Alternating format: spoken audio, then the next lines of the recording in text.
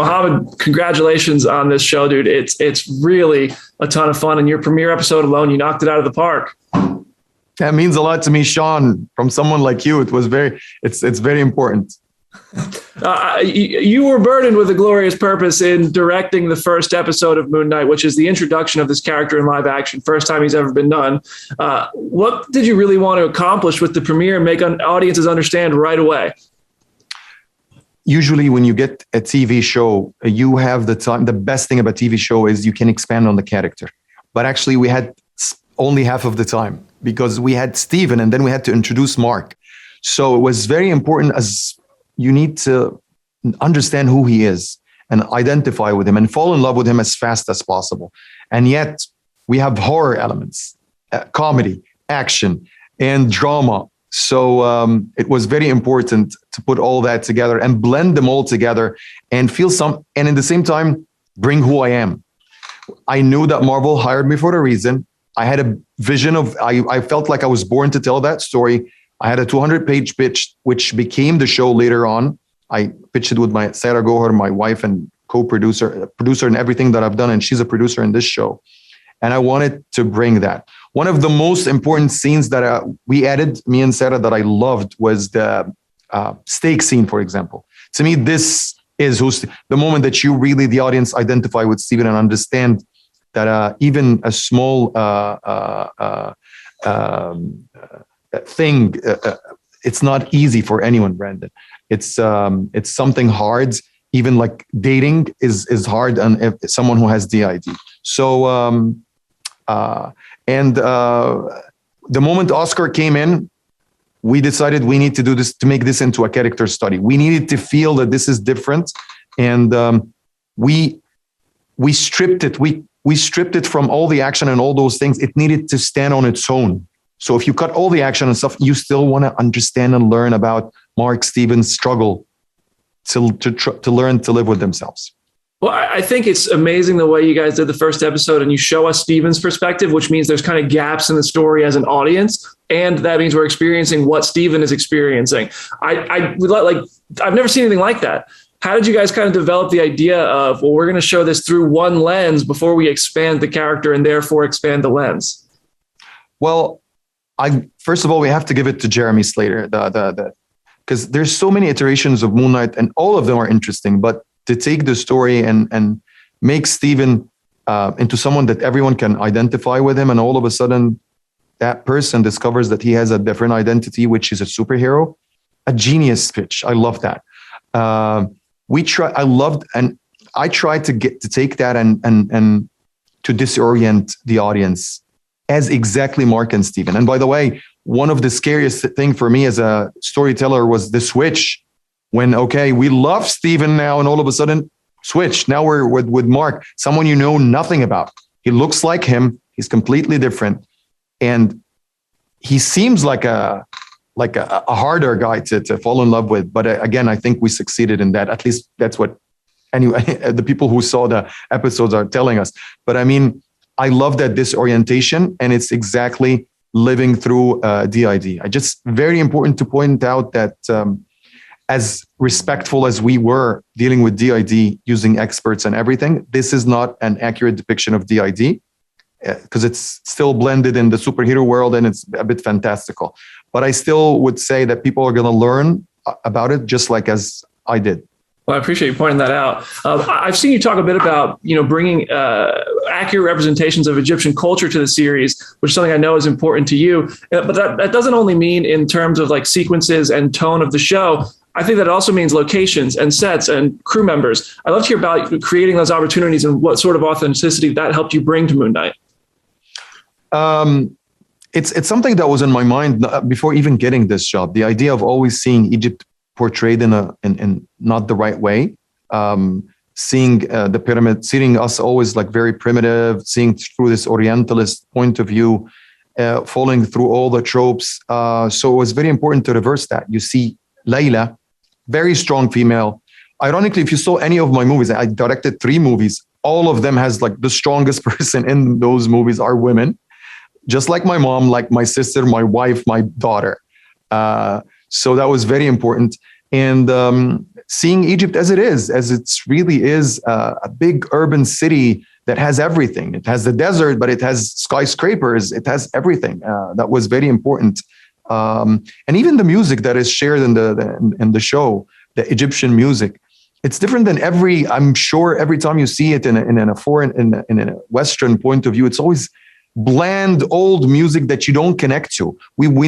I try to find, and it was all Sarah's idea, my wife and producer in the show, to find those music that really bridges, feel like a bridge, and people can really relate to it. And even the composer is Egyptian, Hisham Nazi, a genius, who I think is going to work a lot. His music is very unique, and I loved everything that he's done on the show. You guys, I mean, altogether, the work you guys all did collaboratively is awesome. You also introduced the mythology of Egyptian gods into the Marvel Cinematic Universe. So I'd love to hear about how much of like real world mythology did you pull from versus kind of that is stuff that has been touched on in the comics in the past, and kind of making sure that Marvel comics are represented in the story and not changing too much, but also really honoring what's important, which is the mythology in our real world. Marvel already in every department is very respectful to every culture and every like DID. We have experts, and we had like an Egyptologist on board. We consulted him in every way, but still we have a creative license. And I try my best not to make it exotic, but to make it mysterious and interesting. And I wish, and I'm dreaming, if this succeeded and if people really like that world, that we get the chance to make our own Egypt stories. Old Egypt has so many interesting stories, and it's so weird that you don't see it. Like, I love the craze about the Vikings. I love the craze about all those shows, the period shows. But what about old Egypt? It is so interesting. And no one I talk to doesn't dream about it and feel like, okay, this is something I would love to be interested in. So I just feel this is the first step. And what comes next, hopefully, is even like delving even and diving even deeper into that. I'm here for it. Now, they sent us only the first 4 episodes, which makes me wonder what's going on in episodes 5 and 6. How crazy does it get? What trajectory is Oscar's many characters being sent on? I would only tell you that it gets crazier, darker, and you're gonna prepare to cry. Prepare to cry? Oh no! Prepare to cry. I mean, I'm longing for that Midnight Sun story. I want to hear from you. Are there any characters or other Marvel heroes or villains you'd like to see Moon Knight come face to face with, team up, or fight? I would tell you first, for the show, I want you to enjoy the journey. So I don't want to give up anything, and I'm sure you're gonna love it even more the way it is. But as who I would love to see in the future who deals with Moon Knight. First of all, Marvel is keeping it a secret. I have no clue how the show, what's going to happen. Are we going to have ever a season 2, or it's going to be another film or whatever? I don't know. I'm excited just as you. What I would tell you is, I think he's such an interesting character that he's going to be here to stay for a long time. And I can't wait to see him interact with every Marvel character and drive them crazy. Talking to them as Mark, very serious, and all of a sudden he's Steven, being Moon Knight, and then turning into Mr. Knight. I think that's going to be a lot of fun. The best thing about Mark and Steven, that they're funny without trying to be funny. You never see any of them cracking a joke. One of them doesn't know that he's funny, and the other one is so serious. So when you see him clumsy, that's so funny by itself. Well, man. Well, listen, I could go all day with you. I got to let you go on to the next interview. Congratulations. The show's great from what I've seen so far. Can't wait to see the rest, and enjoy the ride, dude. Thank you, brother. Justin, Aaron, congrats on Moon Knight. It's a ton of fun. I had a blast watching it. You guys come out swinging in episode 2 with like a whole chase sequence, some action stuff, some really cool bits that I bet were a ton of fun to direct. I want to start there and hear about, how did you guys get to do Moon Knight's first big action sequences that we, the audience, see? How did you guys want to crack his choreography and movements and maybe find some stuff from the comics to inspire that? Yeah, well, I mean, obviously the pressure of bringing is a lot, because we have such a profound respect for the character and the like roughly 45 to 50 years of content around this character. And for us, in the like everything else, including the action sequences, it was about finding a way of being like, okay, when in these stories, you talk as much as you can talk, and then communication becomes fighting. And how is that expressing who Moon Knight is and the overall tone of the show?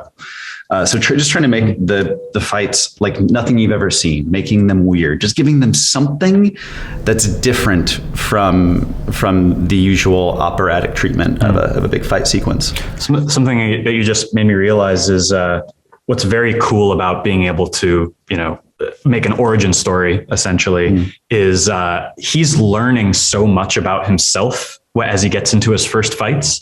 And so much of those conversations is about like, what is he learning? What is he learning? What is he learning about his own abilities? And that's actually really fun because you get to come from a character perspective. And you don't always have to, make it the world's biggest spectacle because it's going to pack a emotional punch, which I am cringing at just saying. Something that was really fun was finding the differences in the way that Mr. Knight fights versus the way the Moon Knight fights. That was a really fun exploration, and really happy that it comes through in the show. And you guys also had the shot that became the iconic Disney Plus. Did you guys know that was coming? What did you think when you saw that? It's so interesting. That was maybe the third shot in this whole journey we ever came up with. Second or third, it might be second. Yeah. And so it was just wild to see. I was like, oh my God, that was a conversation in an apartment in Pittsburgh. Yeah. And now it's a huge Disney Plus logo. That's insane. You talked about the way they talk. You have Oscar Isaac talking as two completely different people, Mark Spector and Stephen Grant. How did the set change? Like, could you just feel the presence change? How did you guys change your direction style? I'd love to hear about that process. You could definitely feel when you went from Stephen to Mark. It was like the air gets sucked out of the room when you meet Mark because he's just such a brooding character and all of that. Obviously, Oscar is a warm-hearted human being. But he is all in. And it was amazing where we'd realize like, oh, if you have a Stephen day, you have this kind of like buoyant energy. You have this kind of fun, loose, goofy energy. And when you have a Mark day, you are very focused and very you operate much more like he does, like a mercenary in a way. That's funny. Yeah. And it was very fun finding the humanity in those things though, too, because it wasn't just like good guy, bad guy. I mean, as you've seen they're both extremely complex and have their own likabilities and vulnerabilities. I mean, they're two completely different characters. It's awesome. And you guys also had episode 4, and I swear with these Marvel shows on Disney Plus, it's always episode 4 where things go crazy. Now, I'm not going to spoil anything, but that's the case here again. And I want to hear from you. What was your reaction to kind of finding that you guys were going to have the kind of biggest cliffhanger moment that really changes our perspective of the whole show in episode 4? What did you really want to deliver there? So getting that script, I suppose it was a bit like they took us into a room and like, guys, we need to talk to you about something.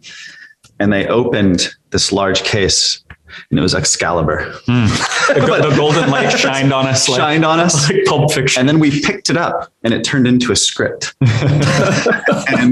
And it was genuinely, it was a wonderful treasure, such a gift that we got to do that. And we were like jealous of ourselves when we found out we were doing that. Yeah, it was just as exciting for us and remains just as exciting for us because we also, of course there's a big surprise to be had, but it's also, I mean, because we directed it, we've seen it 8 million times and still love pressing play on those last 15 minutes. Yeah. You guys answered that perfectly. I know Feige was over there like talking about episode 4 already. But also, I mean, speaking of episode 4, with the water bottle. I love the bits in episode 4 where you guys are doing the exploration of the tombs too. I felt like I was on the Mummy ride at Universal Studios, experiencing that while watching this episode. Did you guys find inspiration in movies like The Mummy or other kind of tomb exploration type of horror vibes that you use to inject into that? We always knew that we wanted it to be a sort of dark Indiana Jones-esque adventure. Now that said, Aaron, correct me if I'm wrong, I don't believe we ever went back and watched Indiana Jones specifically. We never or The Mummy or The Mummy or anything specifically. So it's kind of instincts based off of a memory of something. And so, hopefully you end up with something that is entirely its own thing, but you have this language that's an ability to talk about it with your collaborators. Like, this is the aim. Yeah. We also, we watched documentaries on the subject, read a few books, and also I remember, Oh yeah. Actually, we watched tons of documentary footage of subterranean explorations. Yeah. And that was a big part of our pitch. Yeah. And actually I just remembered something we were really inspired by through the whole show, actually, but of course, in particular, this one episode is the treatment of color and single source lighting in The Descent. Just a beautifully shot movie, but also it just is a masterclass in terror. Yeah, that's cool. Usually when I talk to Marvel actors or directors, I find myself asking them like, well, who do you want to interact with next? What character do you want to see? What character do you want to get your hands on? You guys already have your next Marvel project lined up with Loki. I would love to hear the experience. Like when you guys went from Moon Knight, when did that conversation start and how has it compared so far? Oh, unfortunately, I don't even think I can remember exactly. Yeah. So we've had a crazy year, my friend. Only in terms of champagne problems, but it was funny because we went from our movie that just premiered at Sundance, Something in the Dirt. We went directly into Archive 81, directly into Moon Knight, directly back into Something in the Dirt, and then now here we are before you. Yeah. The timeline gets a little mixed up in our heads, but we know that the thing that appeals to us about Loki and Moon Knight specifically is just. Among the MCU, they feel like outsiders, and there's something about that we really relate with. I mean, I have to double down on the Loki questions though. When you guys was that Marvel's idea for you to do that, or did you have to pitch them again? And what are you hoping to do with that after, that's season 2 now? It's not an origin story anymore. I think the biggest thing about Loki is just that it's actually a lot like Moon Knight, where there's just no reason to do it if it's not going to be something new and fresh. It's funny is it does feel like Marvel would be willing to walk away unless it actually is something that they felt the unexpected from Moon Knight, and especially because Moon Knight is a character where nobody knows almost anything about him yet, soon to be changed, right? And so are off and we get to kind of do whatever we want. And everybody at Marvel and ourselves gets really excited when we are presented with the unexpected. We also, of course, hope that people watching feel the same way. And we're going to bring all that to Loki. I love it. Well, thank you guys so much. Congrats on some great episodes of Moon Knight. I can't wait to finish the show myself and see what you do in the future. Thanks for talking.